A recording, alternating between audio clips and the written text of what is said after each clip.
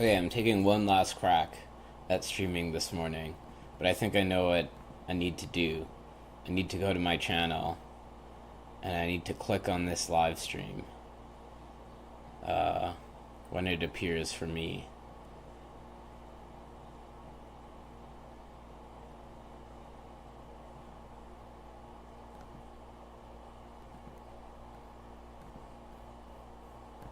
And that's how I'm gonna get chat. I guess there's a delay. Yes. Okay. Now I go to pop out chat. Hello. And that's how I'm gonna get chat.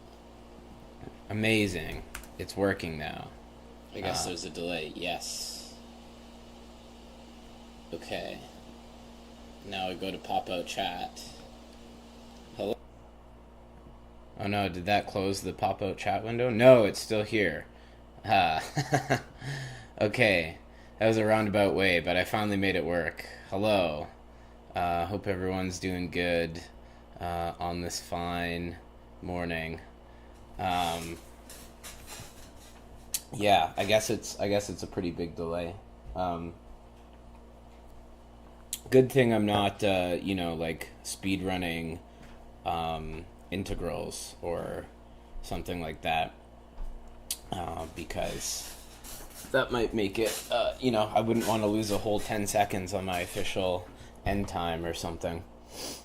Not that I think I would ever speedrun integrals. Well, but you never know.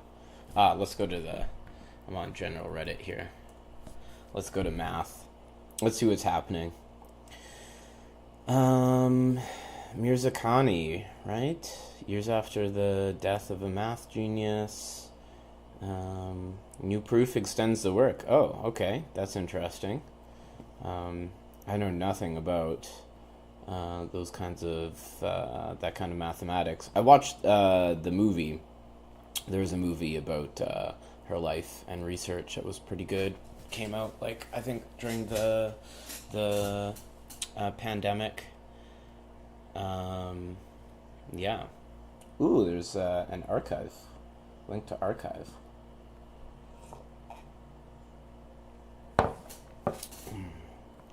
Length spectrum closed hyperbolic surfaces of genus G, sampled randomly, probability measure. Interesting. This is well beyond my normal cup of tea, admittedly. So, we'll probably read the Quanta article later for sure. This is awesome. I saw this post yesterday. This is great, because it's easy to forget how cool even the basic stuff really is. I mean, there's one thing I'm still not tired of, and that's explaining to people how the definition of the derivative,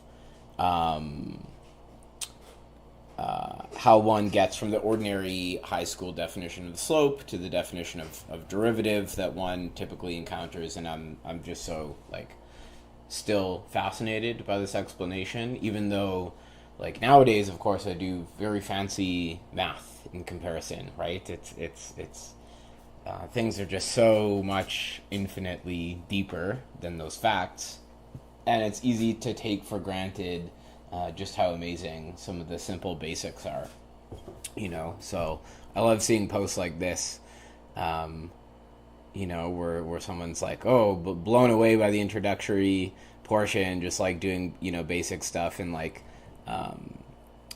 three-dimensional calculus. You love to see it. I love to see it anyways.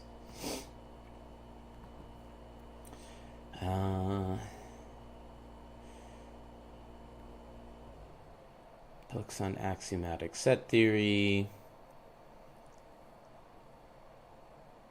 Yeah. So is there any big news? What's this? I'm intrigued. I wonder, maybe we could have a stream where I go over to r/number theory and dunk on the non-proofs there. What is this?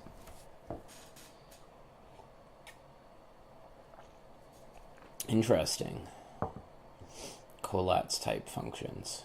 Yeah, so I don't know if people in the stream know, but one thing that's interesting about Collatz type functions, or like the Collatz conjecture, is that there are functions of that kind for which we know that it is undecidable whether the sequence converges or not, like whether it hits some cyclic loop.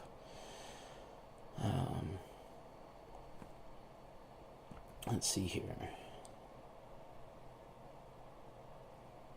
It's probably boring if I just read stuff I don't already know about on stream. Yeah, let's go see what's happening in r/number theory.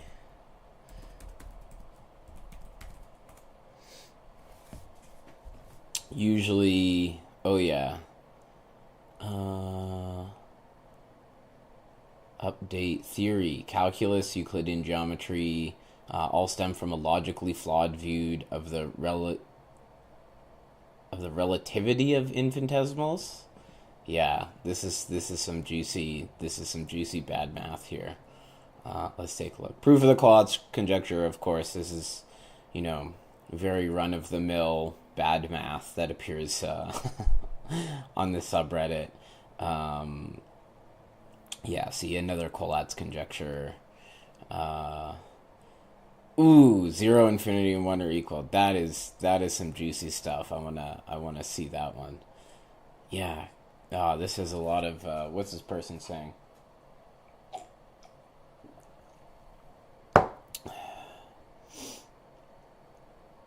Yeah, I mean, right off the bat, I don't know for sure, but right off the bat, it definitely looks like they're inventing a lot of their own terminology. This is like classic hallmark of any crank when they use a bunch of words that just sound cool. Yeah. Oh, so we got a question in chat that isn't about nonsense math.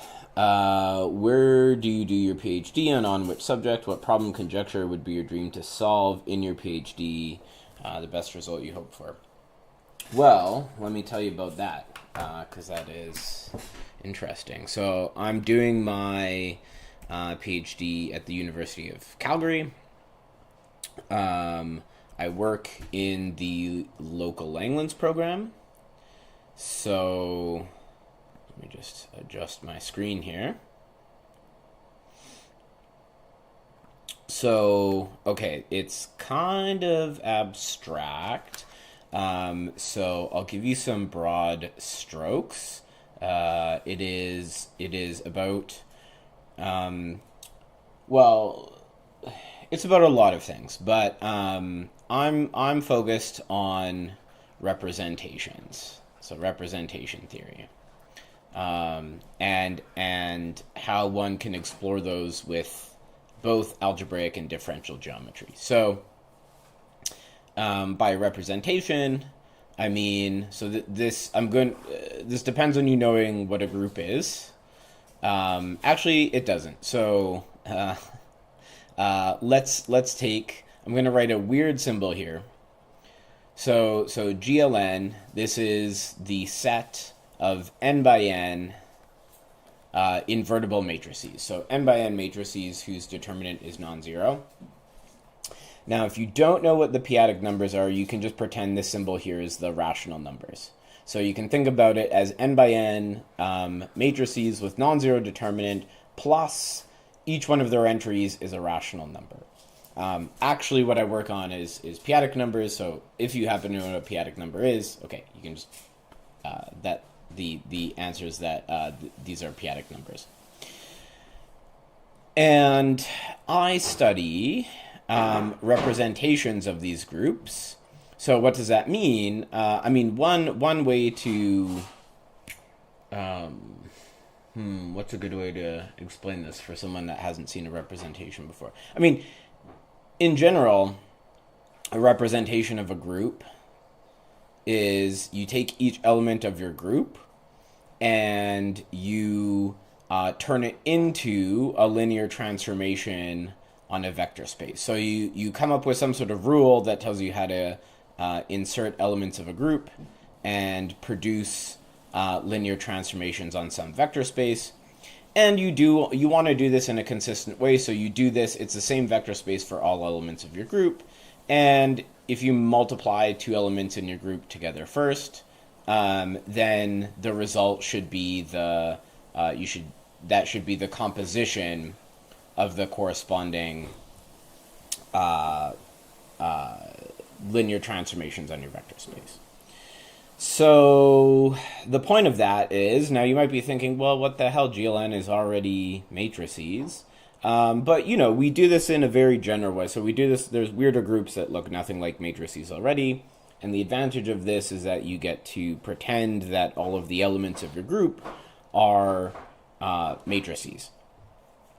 And so that means we have we get to use the powerful tools of linear algebra. Now, of course, in my research, I shouldn't say of course, definitely not obvious, but, for finite groups, life is easy because you only need to work with finite dimensional vector spaces. For infinite groups, things become a little bit more difficult. Namely, there's infinite dimensional representations that we care about as well. So things become a little more complex. So one half of what I'm interested in is studying representations of this group. So that can also be formalized as a homomorphism into the group of invertible linear transformations. And here I normally look at complex vector spaces on this side, and there's a bunch of other things. There's like topological conditions going on, whatever, and it's very important, but if I go on about why that's true, that's going to just sort of detract from the main story. So that's part one. For part two, I think I might, for sound reasons, I think I'm going to relocate the stream. So bear with me for a moment. This might take a minute, so I wonder if I can put on the I see a great question in chat I'm going to answer in a second. I'm going to put on the boredom stopper, and by boredom stopper I mean Mandelbrot deep zoom, and yeah, I'm gonna, I should have put it, there's the Brave browser. I have the Brave browser, and that allows you to view YouTube as if it's YouTube Premium without ads. So, word to the wise. Okay, here's the boredom stopper while I move the stream.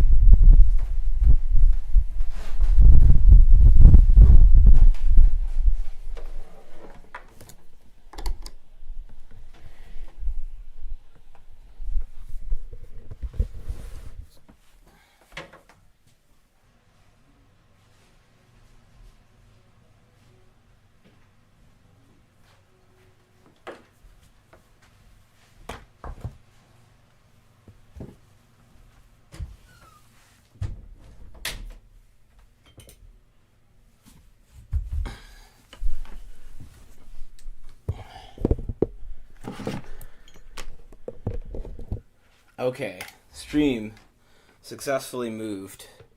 I can turn off the boredom stopper.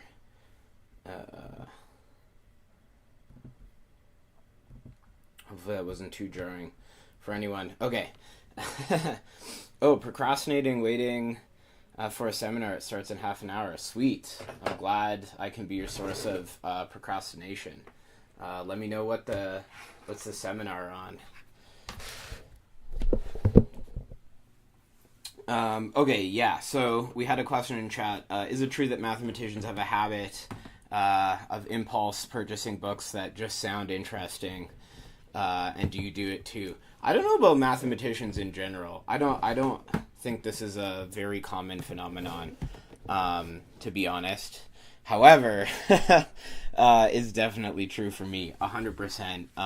Well, you can look on my channel. I have a bunch of videos where I called "What's on My Shelf," where I talk about videos that are on my shelf, books that are on my shelf, and yeah, I don't that the video series. I stopped doing it for a while, but like that video series basically didn't even scratch the surface of my book collection. Now, a lot of these come from like free department giveaways, professors retiring and stuff like that, and the department reorganizing books. But there's also a lot of stuff I've bought, and unfortunately, chess.com has caught on to this, and in the middle of my games keeps showing me ads for really cheap Springer books that I think are interesting and probably will never read.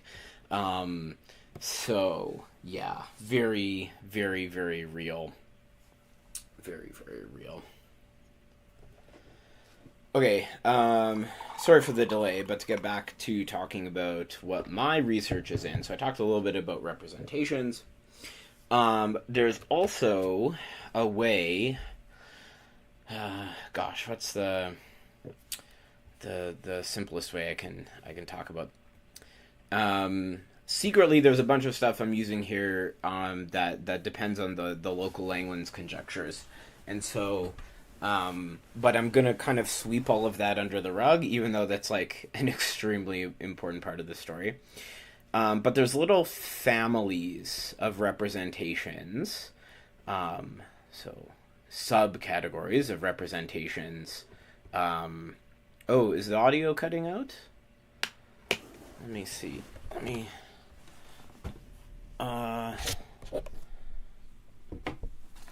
make some adjustments. Hopefully the audio is not cutting out for everybody. Yeah.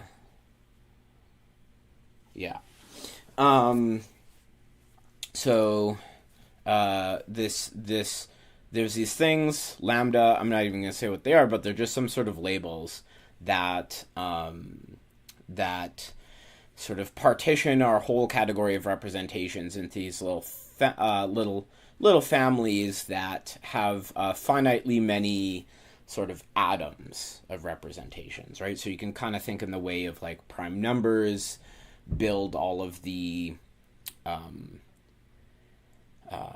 every integer can be written as a product of prime numbers. So too, all the representations can be built out of these sort of prime representations called irreducible representations. And it turns out, so one of the things that I do is I study these things that are my research group called Vogin varieties, after the mathematician David Vogin. And basically these are varieties where you sort of you input this information coming from the local Langlands correspondence, and it tells you how to build these varieties. And then we study the geometry of varieties, and the hope is that we have theorems already about the geometry of these varieties, then giving you information about the representations that maybe would have been hard to compute just in the case of it would have been hard to compute for just using like harmonic analysis and representation theory. We have a question in the chat here. Hello, do you know where I can find the proof that for odd I, KIX is KIOX, where OX is the integral closure of x? No.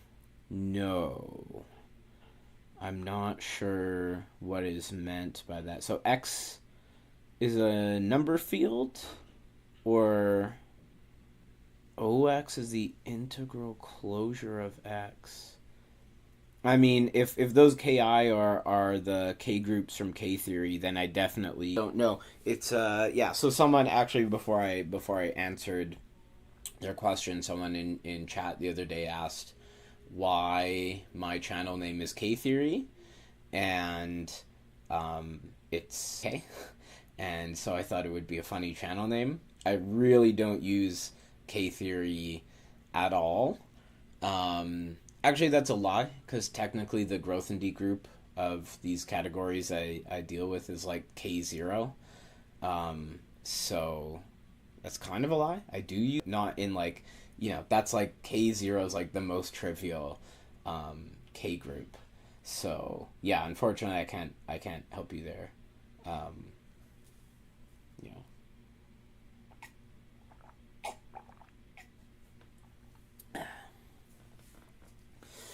So, okay, I've said a whole bunch of abstract stuff recently about my research.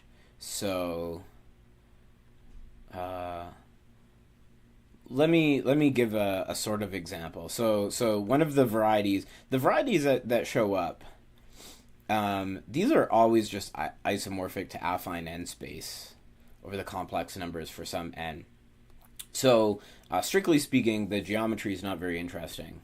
But there is also a special group that comes with it that has an action that gives us something interesting. So let me just tell you an example. One of these examples that we work on is the collection of 2x2 complex matrices. And the group that acts on it are two copies of the 2x2 invertible complex matrices, where so if you have a pair of invertible matrices and you have some just general 2x2 matrix, it sends x to, so you multiply by x on the left, and you multiply by you multiply by a on the left and by b inverse on the right. And the point is that where the interesting geometry happens is that you get three orbits. Also, I should say, so Michael Novak, who asked this question originally, please let me know if this is way too beyond your personal, like, if I'm using a lot of, like, too many words that you don't understand.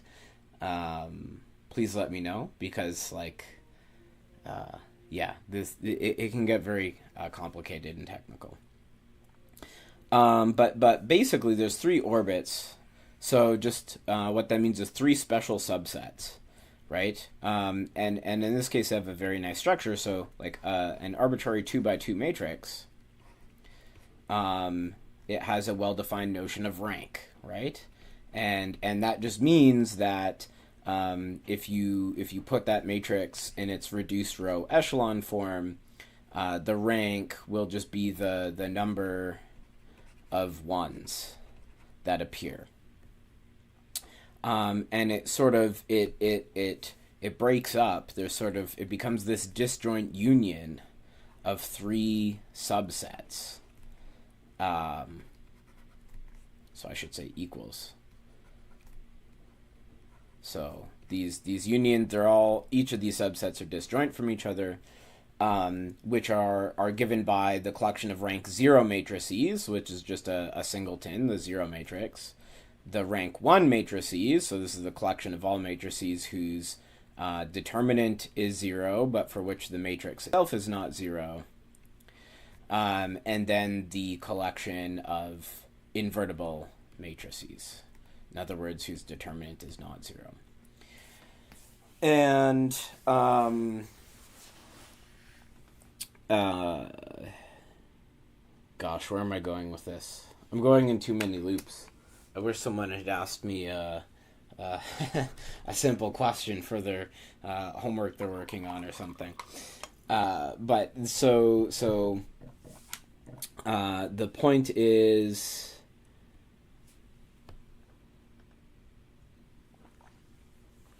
Someone asked, does the one change based on the field the matrix is on? No, you can. Uh, I mean, the definition is the same. The rank is still going to be the same.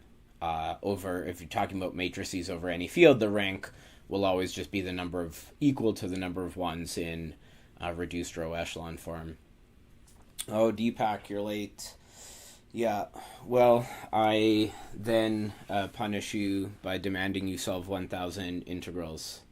Uh, that's the punishment. 1,000 integrals. For calculating rank, have not worked with matrices over complex numbers before. Yeah, so it turns out. A little aside here is yeah, so you do, probably lots of people have just learned about real numbers and you talk about matrices, n by n matrices over the real numbers, and you learn all this stuff about determinants and whatnot. And then so you ask the question, you're like, well, maybe in a second linear algebra course, you learn that there's a more general definition of vector space where we talk about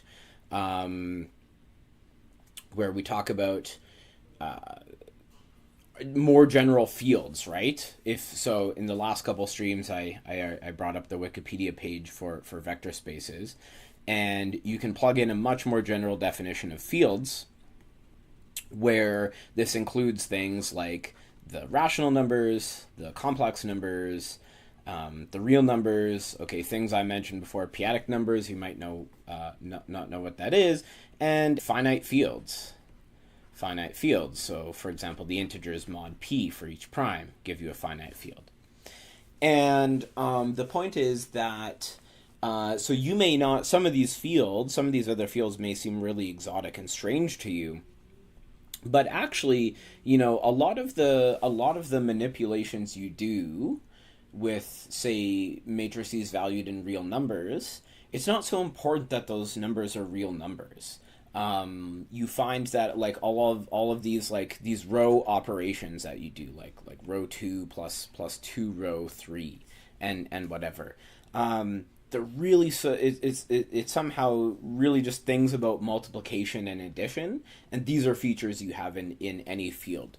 So I think a great thing to do to gain some intuition is just write down some matrices with elements in a finite field, like in the integers z mod 3, and compute some determinants and stuff, and you'll see that everything basically works out the same.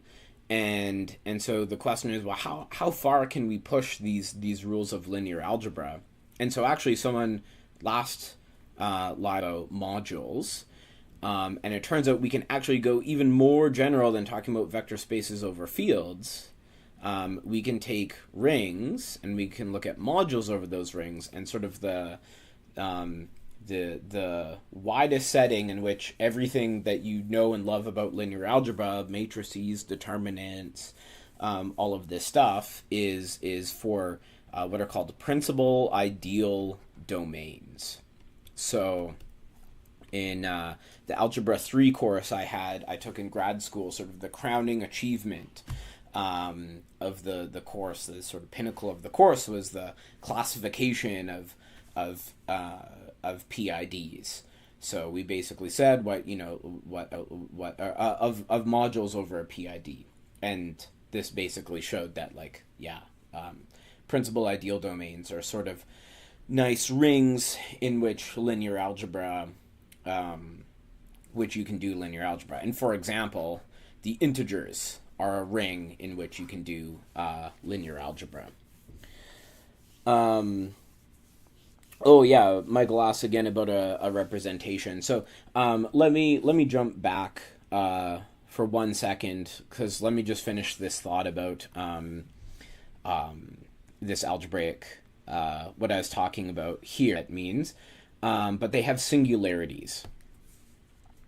And the idea, here's the idea of is that, so like normally if you have some curve like this, right, we can talk about the tangent line to a curve, right? And it's all, there's like a well-defined tangent line. But sometimes we don't have a well-defined tangent line. So we can have a curve that does something like this, and we'd call this a cusp. And now it's sort of like the tangent line doesn't know sort of where to point. Same thing, like if we have this curve that passed over itself like this, now at this intersection point, the problem is there's like two separate tangent lines, and so it doesn't really know which one it wants to be. And the sort of philosophy that my research group works with is that the singularities of these orbits should actually tell us information about the representation of these p-adic groups. So, yeah, that's the basic idea. And actually, hopefully soon, maybe like in a week or two, I'll have a paper on the archive about some of this stuff. It probably won't be at a very accessible level, but I'll definitely be talking about it on the stream, 100%. So let me just give you some basic examples before I go to the next question. Let's talk about again about a representation. So let's just let G be a finite group.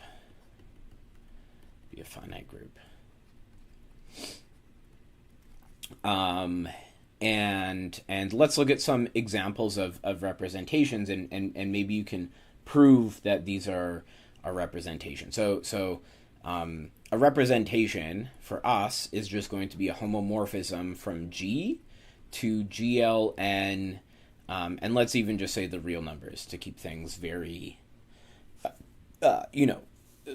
lower level for if people have, are uncomfortable with the complex numbers. So here's one example. Take the group of integers mod 2, and let's say into GL, I don't know, 4. So we just need to figure out where to send both of these things. Well, first off, actually, let me say, so here's a very general thing. So take an arbitrary group, take GLNR for any n. Now you take the homomorphism that sends every single element to the n by n identity matrix. This is a stupid representation. Actually, it's a very important representation, but it's trivial. And so this is, well, sometimes we say the trivial, we reserve the notation, the terminology, the trivial representation for a very particular kind of trivial representation, namely when n is equal to 1. But I guess we could call this the n-dimensional trivial representation. So shouldn't be too hard to see that, if you have two elements of your group, G times H, well, that gets sent to, that's the identity matrix, which is the same as the identity matrix, which is exactly, what G and H separately get sent to, right? So that's definitely homomorphism. For a first non-trivial example, you could send, feature of group homomorphisms, they always have to send the identity to the identity, so we're forced into that. And if we want something non-trivial, well, remember that in the integers mod 2, 1 plus 1 is equal to 0. So again, no, I'm trying to avoid words like obvious. I don't think they help mathematical understanding, to say obvious and clearly. But we could take the negative of the entity matrix. Another classic one that my Algebra 2 students have seen recently is, for example, if you take the symmetric group on 3 elements and you look at GL3C and you take, so sigma is some permutation, and you send it to the linear transformation that sends your basis vector to, you take that index of the basis vector and act on it by sigma. So, for example, if sigma is the permutation 1, 2, in terms of matrices, the matrix that you would send this to would be the matrix that swaps the vectors E1 and E2 and leaves the third vector alone. So that's a very quick introduction to representations. Can you explain induction with tensor products? Seen it just with cosets and restriction of representation of finite groups. I want to understand how to do this. Oh, yeah. Actually, I have a video about this. I don't go super far into detail, but I do have a video from like a year or two ago called Induction Adjunction, or Adjunction Junction, I think it's called. So, yeah, definitely check that out.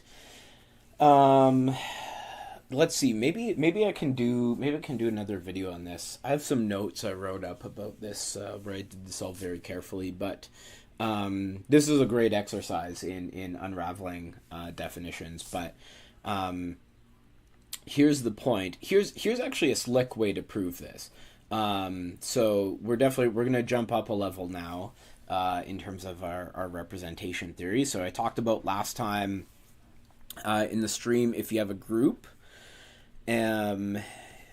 you can take the so sorry, this part of the discussion is definitely going to be for a little bit of a higher level, but we can form the group algebra, or the group ring, which is just the ring of complex valued functions on the group, and we actually get an equivalence of categories between the category of representations of G and modules over the group ring.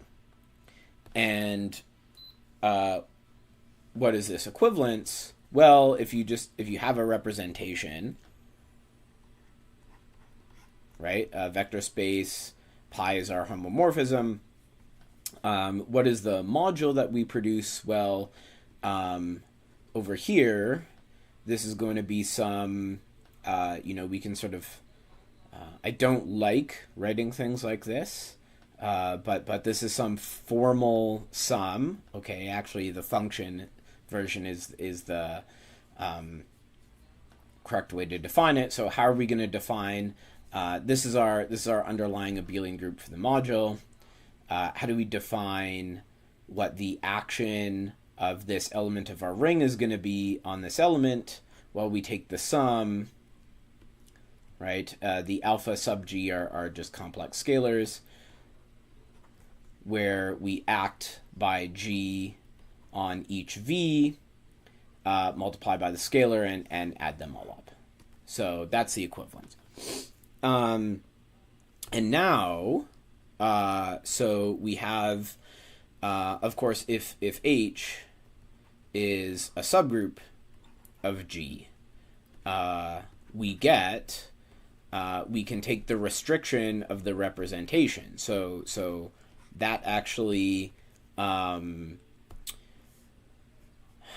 if you have a representation, right? I mean, this is a homomorphism from G into, say, GL V, some vector space V. But this gives you also, since H is a subgroup, you can just restrict it. And so we get a new representation, restriction of pi, maybe write it here, where you literally just restrict the domain to the subgroup H. And in actually, so not only is this just, like a function on representations, but it is in fact a functor. It's a functor of categories, where it's just the identity on maps because the underlying vector spaces stayed the same. So what's the big idea? So here's a cool way to prove this. So the easier thing to do first is to first prove. So likewise, actually, I should say, suppose that you have, here's a very general statement. Suppose that you have a homomorphism of rings. This induces a functor in the opposite direction of module categories,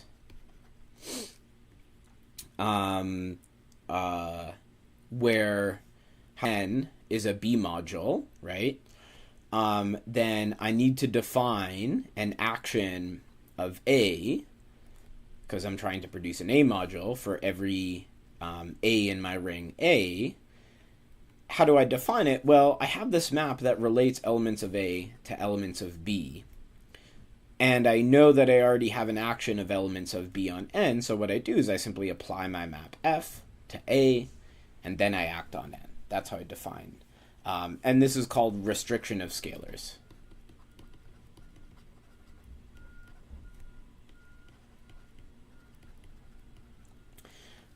Someone just asked, what math is this? I guess representation theory, and I'm about to tell you a really slick proof that uses category theory, tricks in category theory, to give a nice proof of this result. So, okay, restriction of scalars. So now, here's what we do. We have, so if I have this subgroup H of G, I also, in this case, get an inclusion of rings, right? Again, if we just think about the elements of CG as just being these sort of formal linear combinations of elements of G, then it's pretty clear that if you have like beta sub H, this just goes to the same like these beta sub H will just go to exactly that same formal linear combination, right? So in other words, like if you wanted to view this as a sum over all G, you would just set those coordinates equal to 0 for the G that aren't in H. And now here's sort of the big result, and this is the easier version to prove. So if you take rep G, we have a functor down to rep H given by restriction,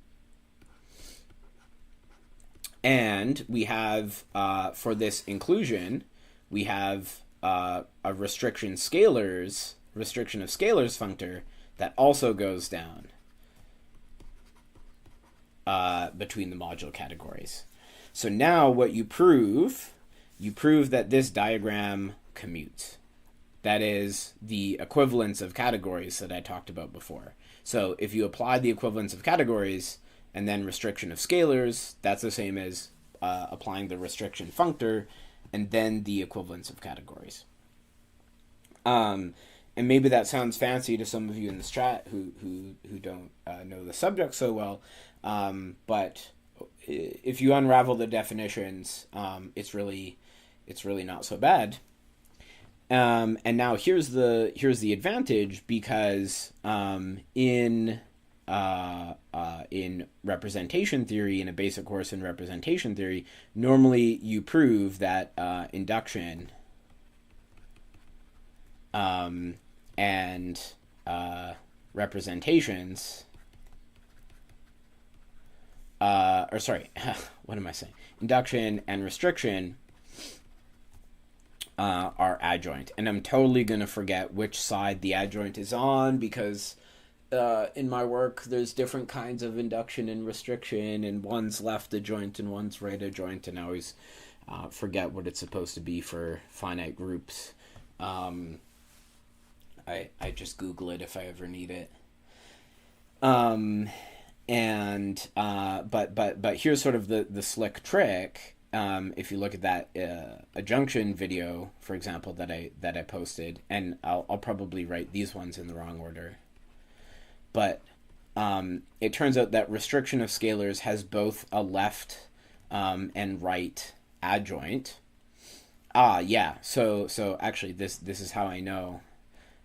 Restriction is the right adjoint for finite groups, because by abstract category theory nonsense, if you prove that if this is the restriction of scalars functor, then and if this commutes, then you know automatically that if you have whatever the adjoint of this restriction of scalars functor is, which we call f up or star, you know automatically that the functor you get by going from here and then here has to be the adjoint on the same side of this f lower star. So the takeaway, maybe I should do this in the next stream. I should go over the proof of this in the next stream. This is a great theorem. And so the takeaway is that you automatically know this is the adjoint. And so here's the thing. Normally this is defined by tensor products.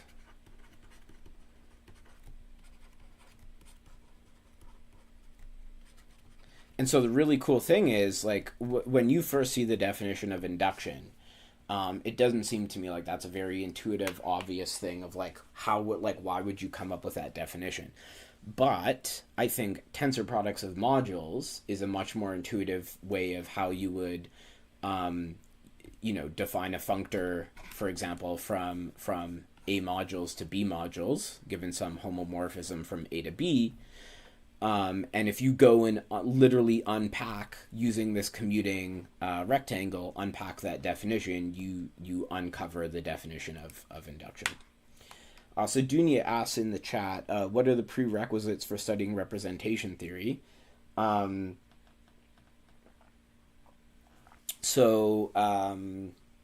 Really just like finite group theory. Okay, I've given the most complicated description possible of all of this. Probably everything I've just said makes it seem like you need to know modules and category theory. Absolutely not. You basically just need to know what a group is, and to know some basic stuff about linear algebra.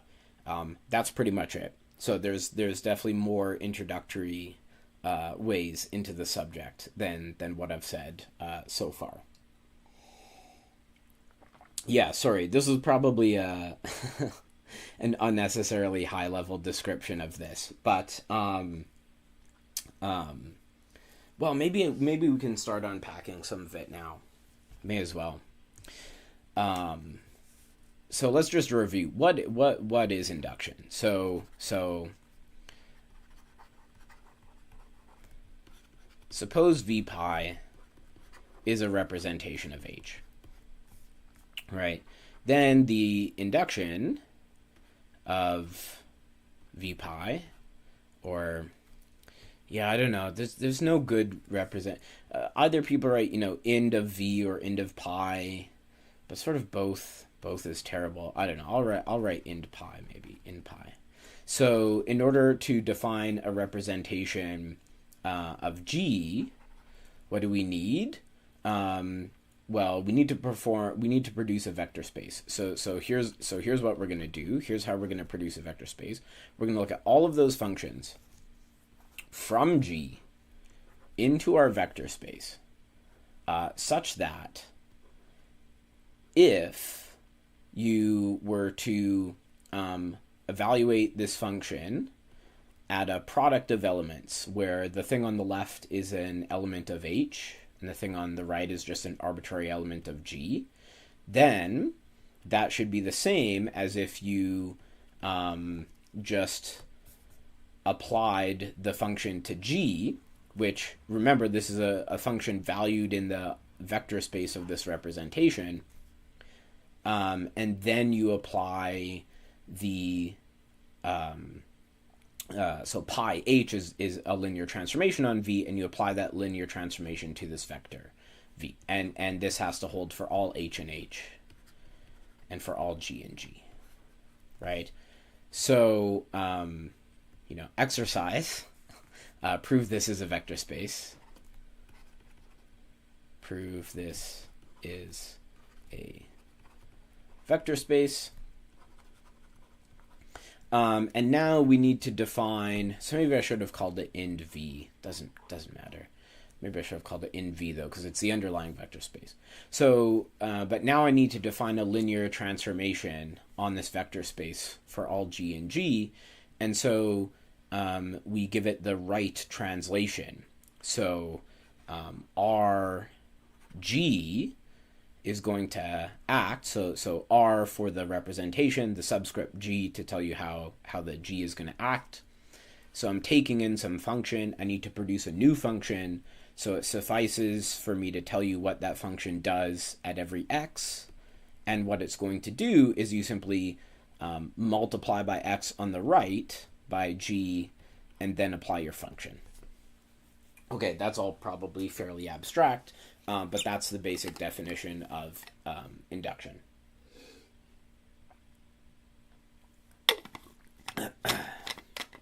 Okay, so how do we see this as a tensor product?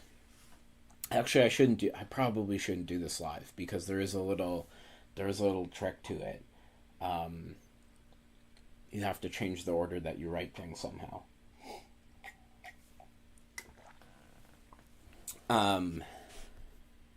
Oh well, we're charging ahead anyways. So let's look at this. So this is what induction is. And now if we go over to now we take our group ring, right? And that means that so we want to look at the module ind V given by our equivalence of categories. How does the group ring act on it? Well, again, I mean, we just sort of extend this formal linear combination to be each of these actions, right? So it is enough for me to just tell you how a single G acts on it. Okay. But now we want to compare this with tensor products, right? So let's review what that looks like. So if I have my inclusion from CH to CG, then so my claim is that this I want to prove to you that ind V is isomorphic to the tensor product CG CH V. Ooh, V. Yeah. So yeah.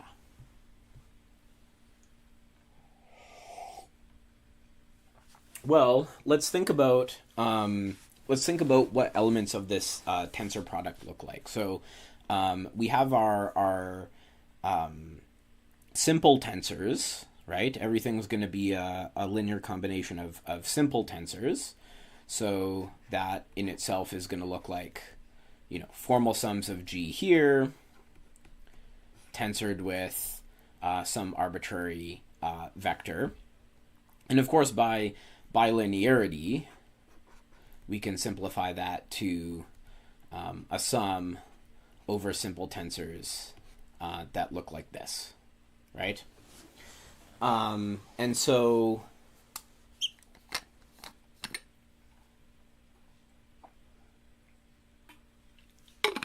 we can just sort of focus on what these simple tensors look like, G tensor V, and sort of extend by linearity. So let's look at the simplest things first, being these simple tensors. So G tensor V.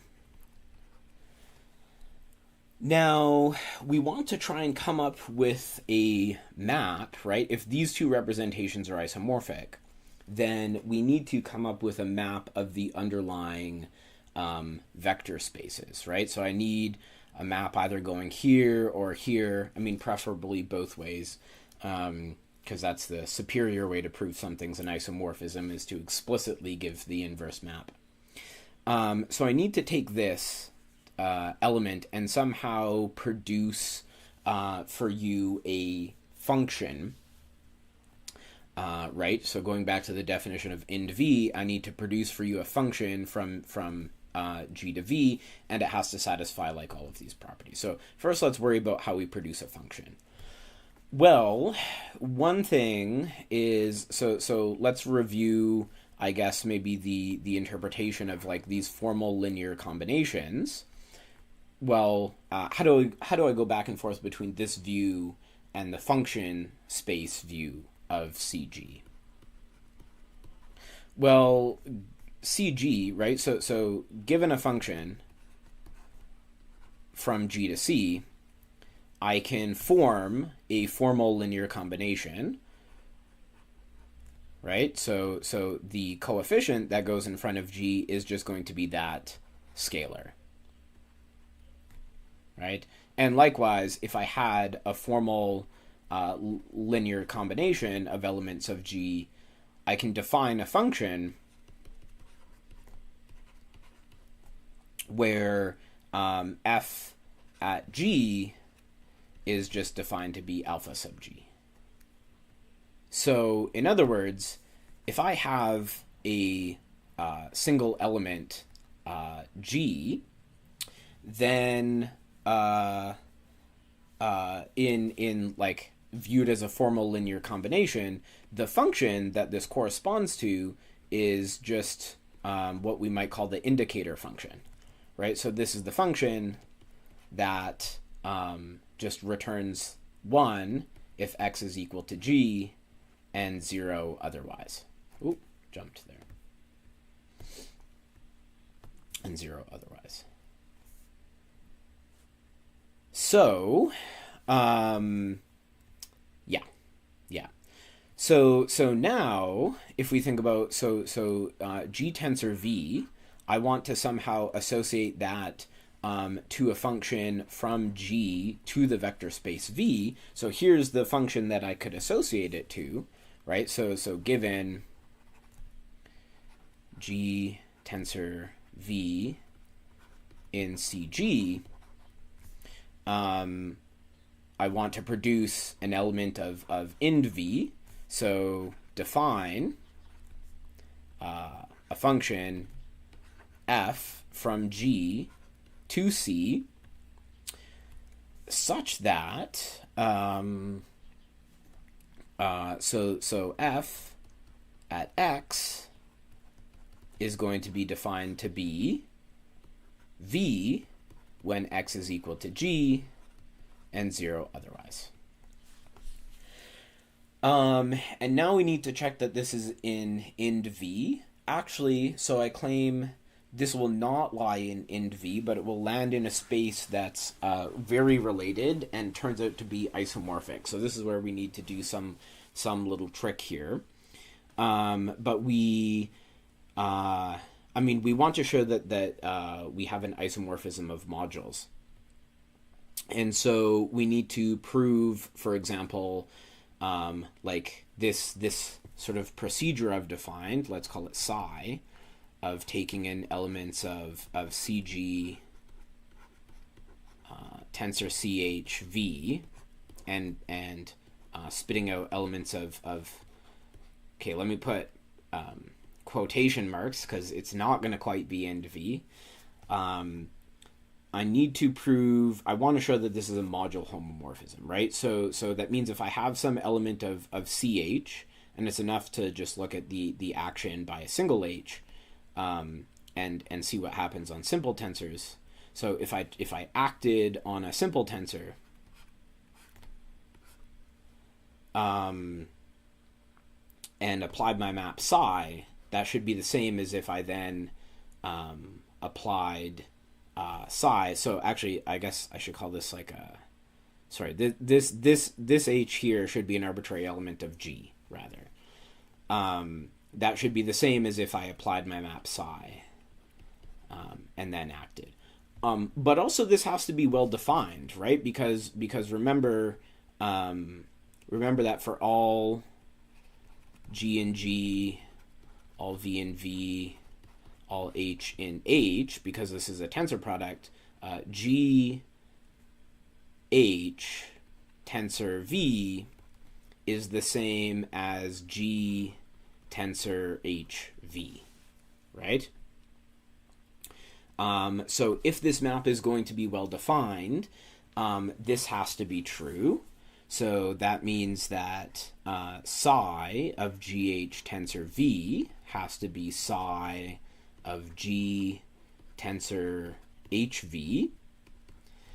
So psi of G tensor HV is going to be the function. So how can I write this? So psi G tensor HV, this has to be a function, and let's ask what that function does at some value x. Well, based on our definition, we said that this should return HV. So, and in fact, how does H act on V? It acts by pi H. So it should return pi HV when x is G and 0 otherwise, right? So in other words, it is like taking pi H and having that pi H act on this function, right? So now let's go up. Let's go back to our definition of induction and see we want something like this in our expression, right? We want it to be a function. So this is like our IGX, and this is pi H acting on IGX. And if this is going to land in end V, it should be the same. So our function here is 1g. That should be the same as 1gx. But here's where we're going to find the discrepancy.